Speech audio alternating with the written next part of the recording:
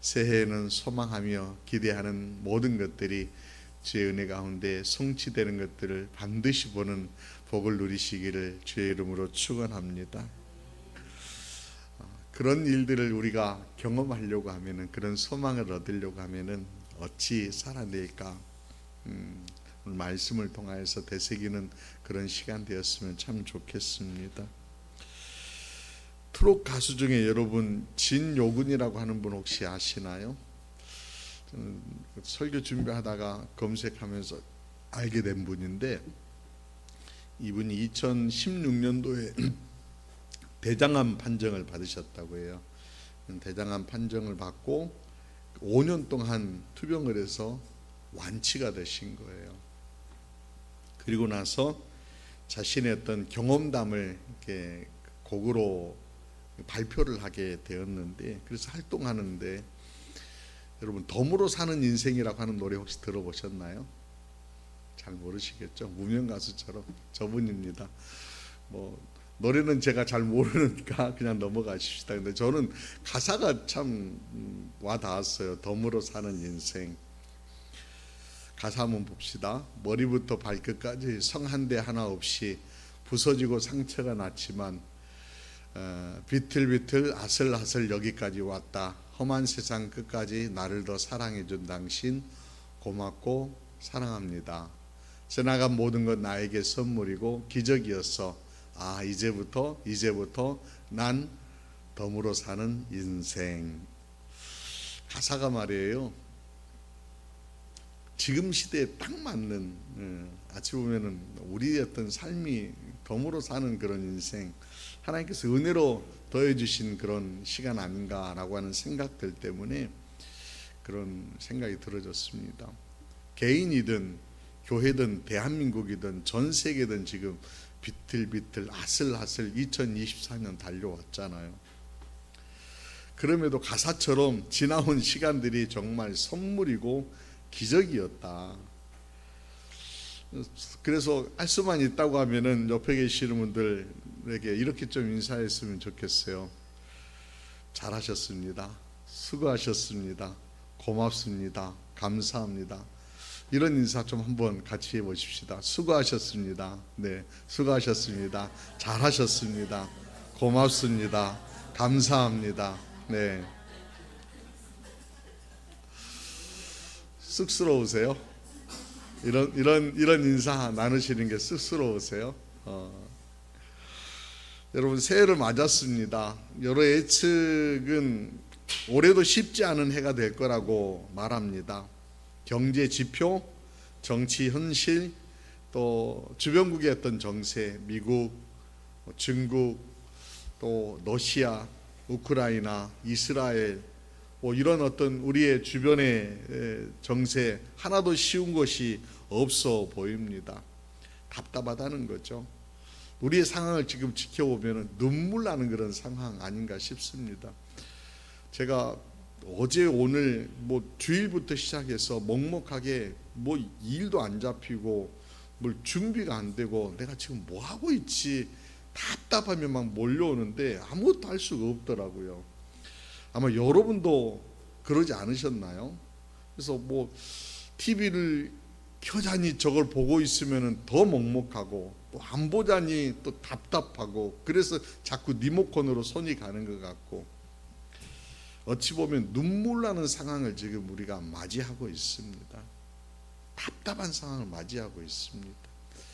그런데 우리만 그랬던 게 아니라 구약시대의 에레미야 선지자도 그랬던 것 같아요.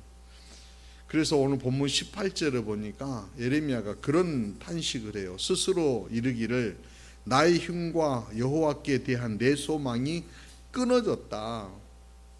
소망이 끊어졌다. 내 힘 다 끊어져 버렸다. 그렇게 탄식한다는 거예요.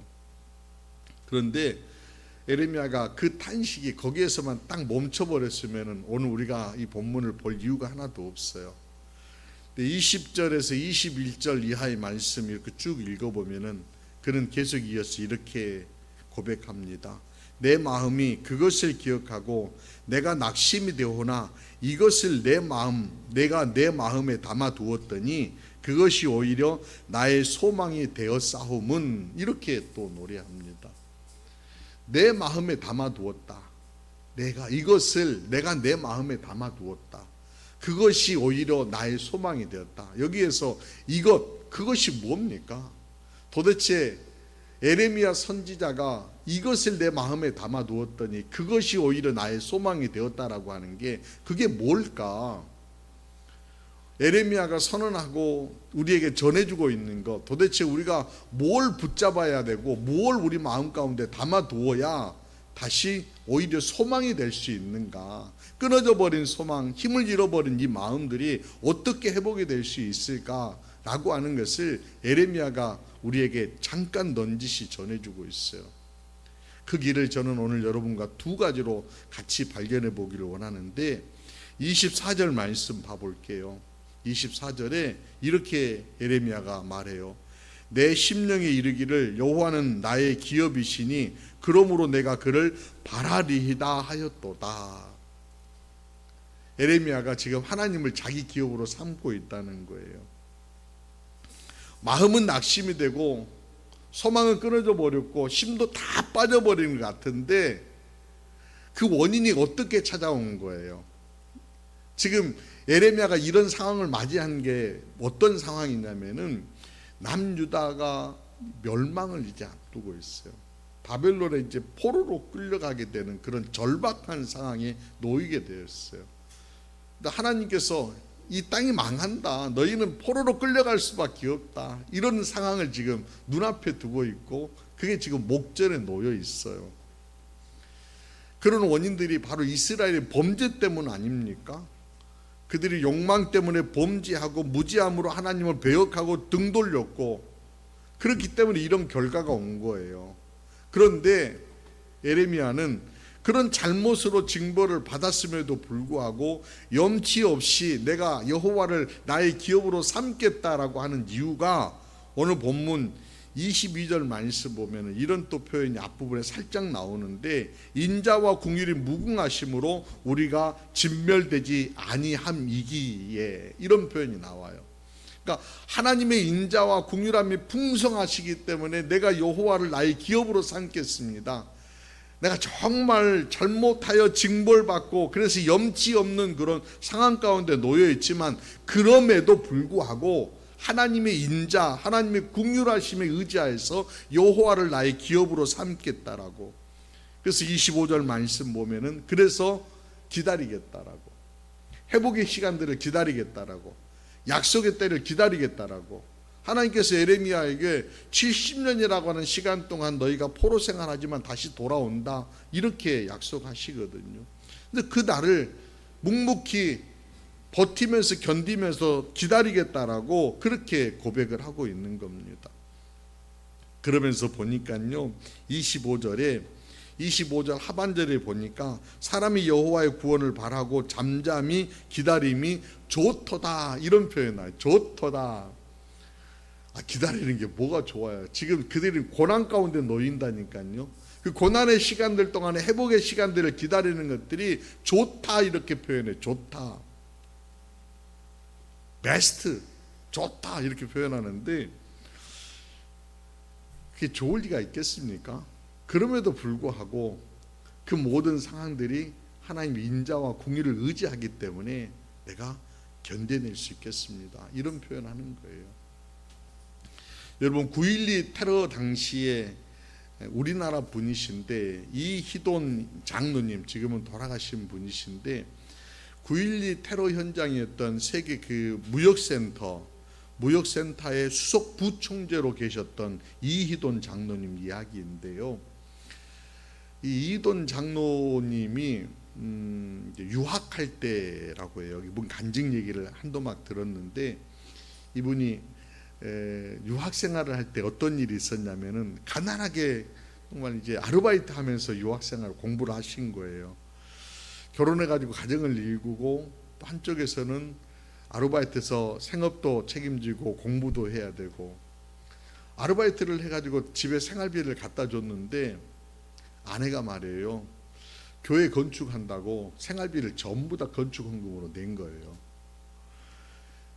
이 장로님이 그때는 장로가 아니셨죠. 너무가 어이가 없더래요. 자기는 정말 죽을 똥 살똥해서 아르바이트해서 생활비 마련해 왔는데 속이 너무 상해가지고 아내와 심하게 다투게 된 거예요. 그러다가 참지 못하고 그 분노를 참지 못하고 폭력을 행사했어요. 본심은 아니었겠죠. 그런데요, 감정을 추스리지 못해가지고 그런 실수를 한 거예요. 자책하면서 집을 뛰쳐나왔어요. 공원 벤치에 앉아가지고 한숨을 푹 쉬고 있습니다. 못난 자신을 보니까 너무 부끄러운 거예요. 유학 올 때는 정말 하나님이 이끄신다라고 그래가지고 그런 믿음으로 유학길에 올랐던 사람이었는데 힘들게 살다 보니까 자기의 어떤 의지하고는 전혀 상관없이 처량한 모습으로 추락하고 있는 자신을 보니까 아내에게도 미안하고 또 다시 볼 용기도 없고 자기 자신을 보니까 너무너무 부끄러운 거예요. 그러고 있는데 갑자기 어떤 뜨거운 어떤 감동이 그 마음 가운데 쑥 밀려오더래요. 그러면서 들려오는 환청 같은 거였나 봐요. 이런 음성이 들려오더래요. 아들아, 하늘의 무뼈를 보고 있느냐? 너는 수학을 전공하고 경제학을 전공하지 않았느냐? 내가 눈물로 씨를 뿌릴 때 나는 너에게 별 곱하기 별의 복을 내리리라. 이런 감동이 쑥 오더래요. 왜 이런 감동이 오지? 나는 지금 굉장히 못난 짓을 했잖아요. 정말 부끄러운 짓을 한 거 아니에요. 근데 하나님은 그에게 감동을 주실 때 너 왜 못 참았는지 이렇게 책망하시는 것이 아니라 너 왜 이렇게 움츠려져 있니? 너 눈물로 씨를 뿌릴 때에 내가 반드시 별 곱하기 별의 복을 너에게 주리라.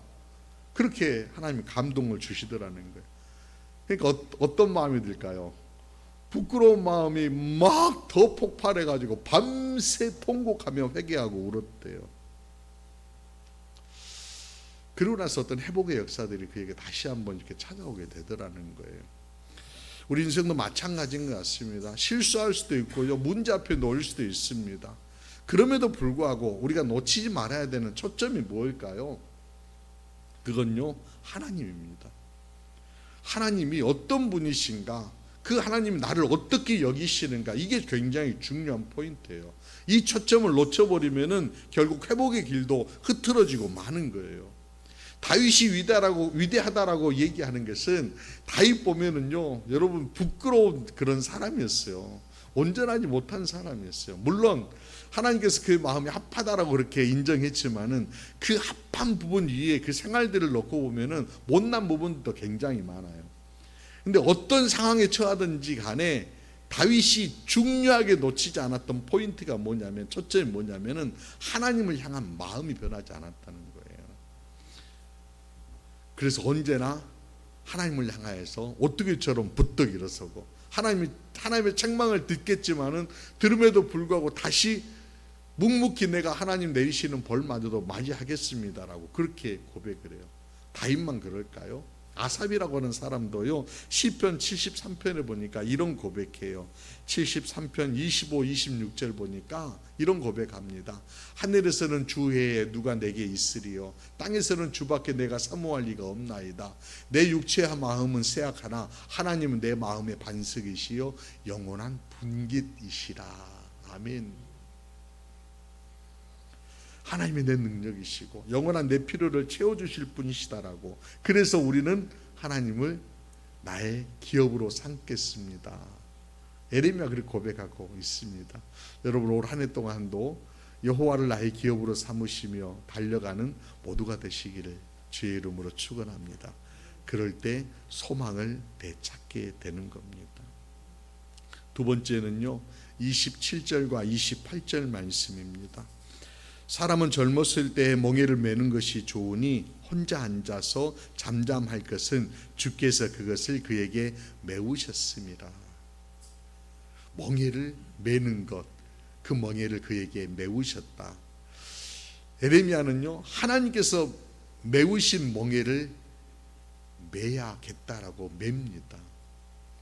당시에 지금 상황, 나라가 망하고 포로가 되어지는 상황, 그런 상황들을 묵묵히 맞이하겠다, 기다리겠다, 그렇게 표현하고 있어요. 여러분 고난 당하는 것에 대해서 굉장히 막 밀어내고 나는 이제 못합니다. 왜 나에게 이렇게 하십니까? 이런 신앙의 자세도 가질 수 있겠지만은 좀 더 성숙한 신앙의 자세는 고난 당함을 인정하고 수용하고 받아들이는 시선.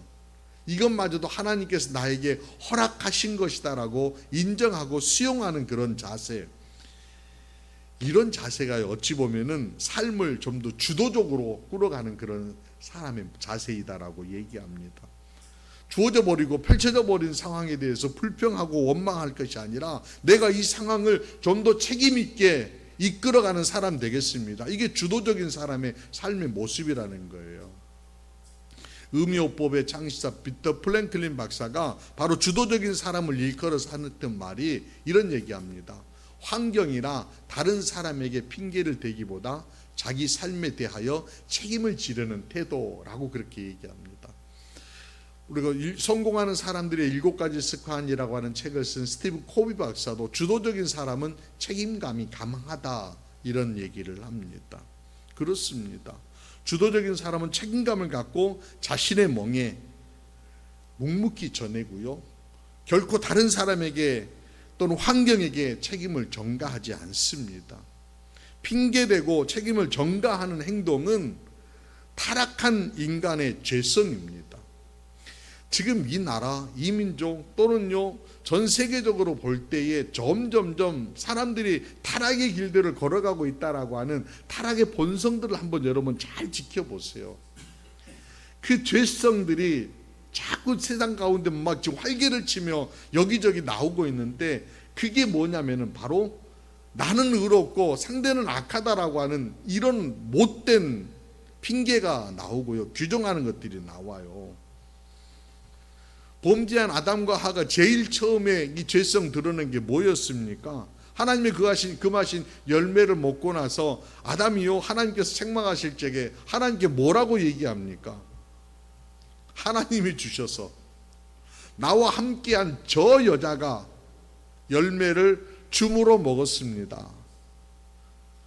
여러분 그 얘기를 잘 들어보면은 그 여자에게만 책임 돌리는 게 아니에요. 하나님이 나에게 주셔서 하나님께 마저도 책임을 돌리고 있어요. 여자도 뭐라고 얘기합니까? 뱀이 나를 꿰물어 내가 먹었나이다. 이 죄의 유전이라고 하는 것들이 그 자녀에게도 이렇게 유전이 됩니다. 아담과 하와의 자녀 가인과 아벨이 있었습니다. 가인이요 동생 아벨을 죽입니다. 하나님이 가인에게 야, 너 아벨 얻는 줄 아니? 묻습니다. 그랬더니 가인이 하나님께 뭐라고 얘기합니까? 하나님, 내가 동생을 지키는 자입니까? 그렇게 대듭니다. 핑계하고 책임을 전가하는 것은 타락한 죄성입니다. 만약 이들이 내 탓이었다라고 내 탓이다라고 책임을 졌다라고 하면은 인류의 역사는 아마 다르게 흘러갔을 것입니다. 여러분 기억하십시다. 지금 상황 어찌 보면은 주님께서 우리 백성들에게 메워주신 상황 아닐까요? 이 민족에게 지어주신 상황이다라고 보여집니다. 이걸 말이에요. 누구를 핑계대고 누구에게 자꾸 책임을 전가하려고 하지 마십시다. 매일 수 있으면은 우리가 맵시다. 우리 그리스도인들이 매야 된다라고 생각해요. 우리가 매고요. 하나님이 힘주셔서 헤쳐나갈 수 있도록 지혜 주셔서 풀어낼 수 있도록 우리가 책임집시다라고 하는 그런 자세가 필요하다는 겁니다. 그럴 적에 우리가 주도적으로 인생을 살아낼 수 있고 주도적으로 역사를 행하여 가시는 하나님과 동행의 걸음을 걸어낼 수 있는 것입니다. 결론입니다. 예레미야는 낙심이 될 때 한탄하기도 했지만 그 낙심이 될 때 회개하며 소망을 되찾습니다. 그가 낙심될 때 오히려 소망을 되찾을 수 있었던 것은 하나님의 인자와 긍휼하심을 의지하여 하나님을 나의 기업으로 삼았다는 것입니다. 그리고 하나님께서 그에게 메워주신 이 상황들에 대해서 회피하지 아니하고 주도적으로 그 멍에를 내가 매겠습니다라고 책임감 있게 기다리고 또 백성들을 이끌고 백성에게 말을 하고 하나님의 뜻을 전하고 행하여 감으로 주도적으로 이 상황들을 펼쳐나가며 그가 소망을 키워낼 수 있었던 것입니다. 사랑하는 여러분, 어둠의 이 나라 어찌 보면 올 한 해도 굉장히 어려운 가운데 처해 있을 것이다라고 하지만은 우리는 그 가운데서 소망을 되찾기를 원합니다. 어둠 중이라도 새해 새 소망을 찾으며 승리하는 저와 여러분 모두가 될 수 있기를 주님의 이름으로 축원합니다. 기도드리시겠습니다. 거룩하신 주님, 어둠에서 소망을 되찾는 길을 안내해 주시니 고맙습니다. 여호와를 나의 기업으로 삼으며 주님 주신 상황, 주님의 메우신 멍에를 주도적으로 책임 있게 감당하며 하나님의 선하신 계획과 뜻을 전진시켜 나아가는 주님의 자녀들이 되게 하옵소서. 그리 행함으로 하나님의 주관하심을 온 땅에 드러내고 하나님의 영광을 드러내는 주님의 자녀들이 되게 하옵소서. 일마다 때마다 도우시며 또 신실한 거룩한 백성으로 세워가실 것을 믿사옵고 사랑에 넘쳐나시며 우리의 참 목자가 되어주신 우리 구주 예수 그리스도 이름으로 기도드리옵나이다. 아멘.